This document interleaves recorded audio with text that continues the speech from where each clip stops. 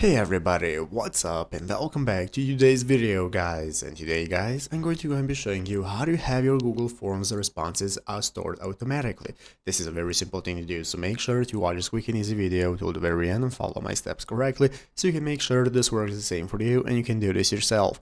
But yeah guys, let's get straight into it. So first things first, we're going to go and be opening up the official Google Forms website right here, docs.google.com/forms. This is the main URL that you want to open up. Once you have opened up this main page, this is how it's going to look like. So in the upper right corner we can get started. In the upper right corner you can get started signing up for an account if you do not already have one. If you have one, you can just log in normally. So once you're logged in, you'll be greeted by the home page right here, and now we can get started. From this home page we can get started creating a new form. If you do not already have one, we can get started managing our recent forms that we have already created right here, and so on. So let's go and take a look at how to store our responses automatically.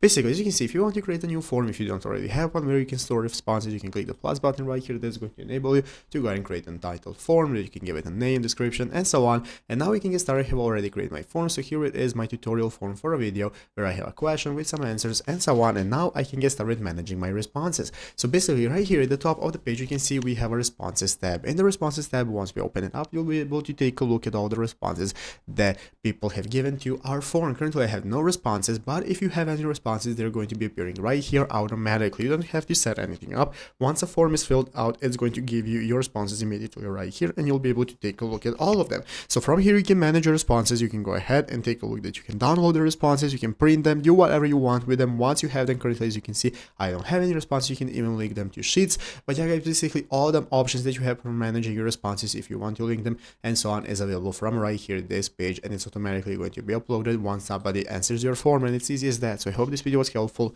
If it was, make sure to leave a like, subscribe to the channel. So I guess thanks for watching, take care, and bye.